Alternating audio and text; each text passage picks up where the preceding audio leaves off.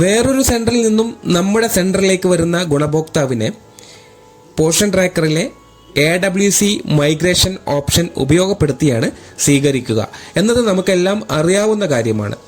ഇത്തരത്തിൽ സ്വീകരിക്കുന്നതിന് ഗുണഭോക്താവിൻ്റെ മൊബൈൽ നമ്പറും ആധാർ നമ്പറും നിർബന്ധമായും മുൻപറഞ്ഞ ആ സെൻറ്ററിലെ ടീച്ചർ വെരിഫിക്കേഷൻ പൂർത്തിയാക്കേണ്ടതുണ്ട്.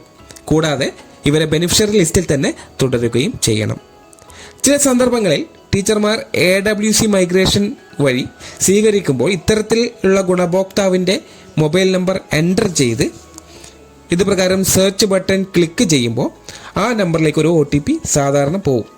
ശേഷം ആ ഗുണഭോക്താവിൽ നിന്നും ആ OTP സ്വീകരിച്ച്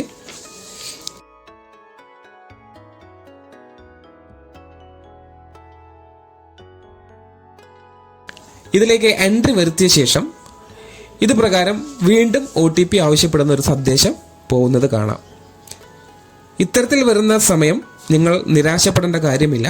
കാരണം ഈ ഗുണഭോക്താവിൻ്റെ മൊബൈൽ വെരിഫിക്കേഷൻ പഴയ സെൻറ്ററിലെ ടീച്ചർ പൂർത്തീകരിച്ചിട്ടുണ്ടാവില്ല. അതൊന്ന് ചെക്ക് ചെയ്ത് നോക്കണം. നിലവിൽ ആ ഗുണഭോക്താവുള്ള നമ്മളെ മുൻപത്തെ ടീച്ചറുടെ സെൻറ്ററിലെ പോർഷൻ ട്രാക്കറാണ് നമ്മൾ ഓപ്പൺ ചെയ്യാൻ പോകുന്നത്. അതൊന്ന് ഓപ്പൺ ചെയ്യുന്നതിന് വേണ്ടി നമ്മൾ പോർഷൻ ട്രാക്കറിൽ കയറി അവർ പ്രഗ്നൻറ്റ് വുമൺ ആണെന്ന് അറിഞ്ഞു. ആ ലിസ്റ്റിൽ നിന്ന് അവരെ ക്ലിക്ക് ചെയ്യുന്ന സമയം പ്രൊഫൈൽ ഓപ്പൺ ആയിട്ട് വരും. അപ്പോൾ ആ ഗുണഭോക്താവിൻ്റെ മൊബൈൽ നമ്പറിന് നേരെ കാണുന്ന ഒരു വെരിഫൈ ബട്ടൺ നിങ്ങൾ ശ്രദ്ധിച്ചിട്ടുണ്ടാവും. ഒരു തവണ മൊബൈൽ വെരിഫൈഡ് ആണെങ്കിൽ ഇത് പ്രകാരം ഡബിൾ ടിക്ക് നിങ്ങൾക്ക് അവിടെ കാണാൻ സാധിക്കും, ഒരു ഗ്രീൻ കളറിൽ. അത് ഇവിടെ ഇല്ല. അതിനർത്ഥം ഈ ഗുണഭോക്താവിൻ്റെ മൊബൈൽ വെരിഫിക്കേഷൻ അവിടെ ടീച്ചർ പൂർത്തീകരിച്ചിട്ടില്ല.